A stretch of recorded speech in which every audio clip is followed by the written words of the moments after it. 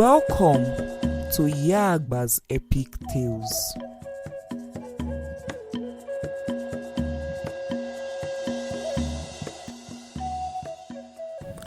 Once upon a time, in a certain riverine community, there lived a boy.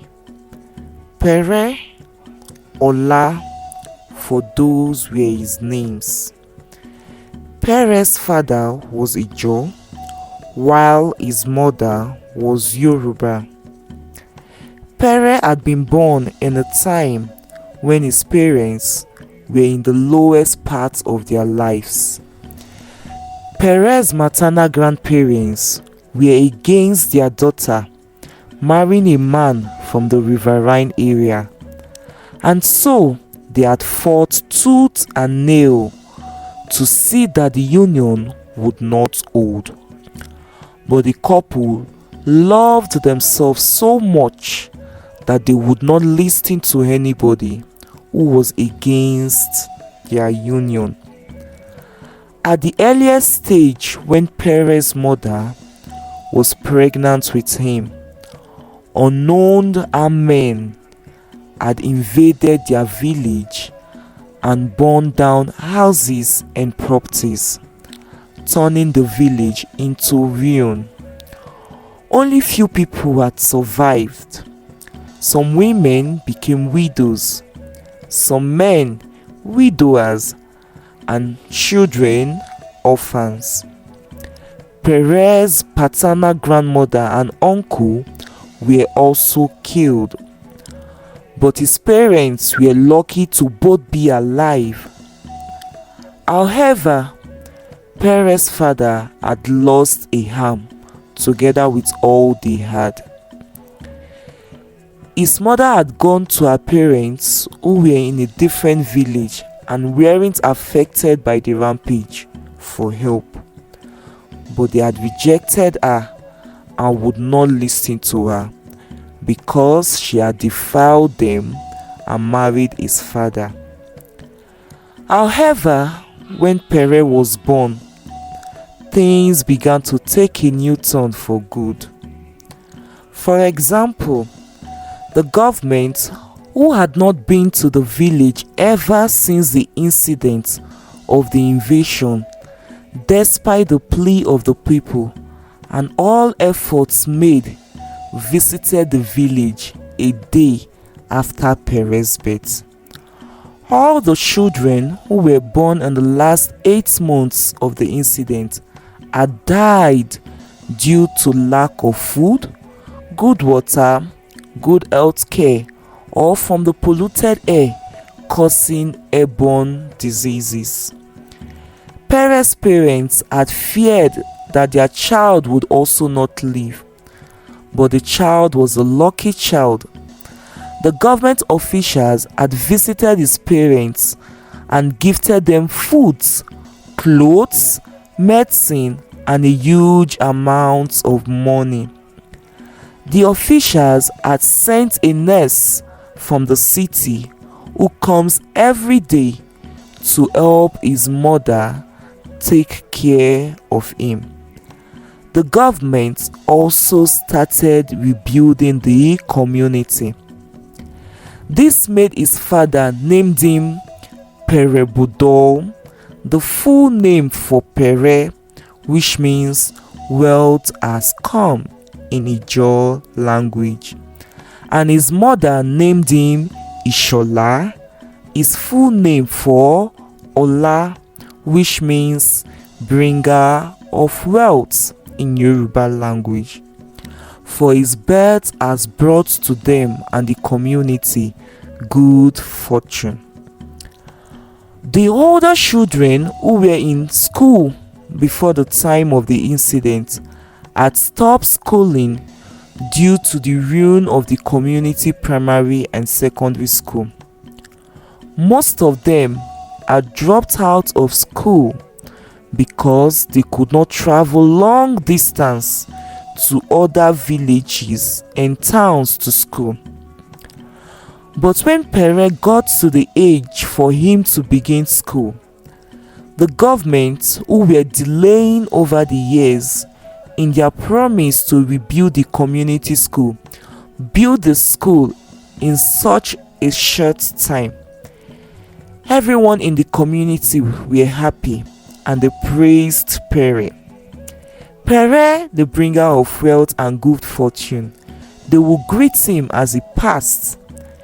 Every stall he enters with his mother in the market begins to make great sales the moment he steps there that day. Perez decided to learn a skill at the age of 13. "Father, mother, I want to learn a skill," Perez said to his parents. So, Perez became an apprentice in a carpenter's workshop. Every day after school, he would go for his apprenticeship. Again, things began to change for good for his master due to his presence. His master's business grew 10 times more within a very short time. His master was happy and pleased with him. A friend of Perez's master, who knew about Perez's parents and the good luck their child brings, and who is also a friend to the immediate elder brother of Perez's mother, advised his elder brother to bring Perez to his house so that his business that has suffered setback would bounce back due to the child's good fortune. "Akonde, my friend," the man said to Perez's maternal uncle, "go, plead with your sister, pretend that you are sorry, and take the boy to your house. I hear his presence brings good fortune, and I have confirmed that, seeing how things have turned out for his master in such a short time," the man said. So, Mr. Akonde went to his sister and her husband. He pretended to be sorry for neglecting them all these years and pleaded that they release Perez to him. "Let me take your son with me and give him a good life in the city as a way to make up for the past," Mr. Akonde said. After much persuasion, Perez's parents agreed to let their son go with his uncle. Mr. Akonde was a businessman. He deals in cement and other building materials in the city of Benin. However, in the past months, business had been bad for him. Immediately Perez got to his uncle's house, again things began to change for good. Mr. Akonde started getting contracts and he made more money than he had made over the last 5 years in 1 month. Soon, Mr. Akonde started to show his resentment towards Perez. He hated Perez's mother, who is his younger sister. He was angry that his sister had refused to marry a very rich man who had promised to send him to London if his sister agrees to marry him.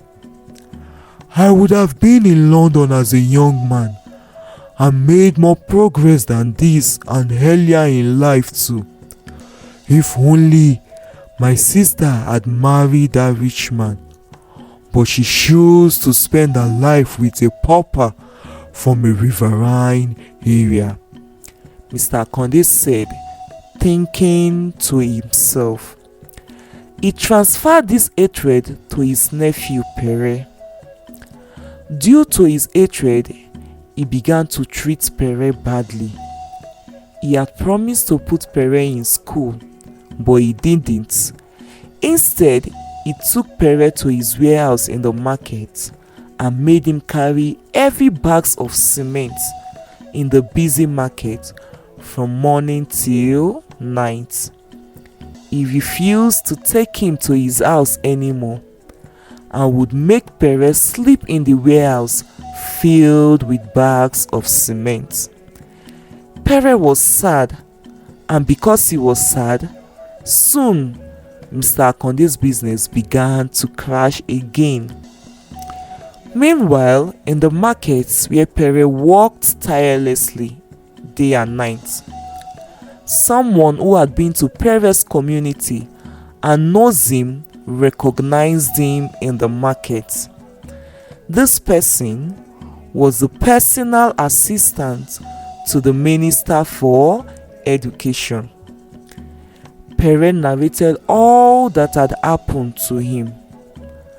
Perez was taken from his uncle and given a scholarship to study abroad alongside his parents.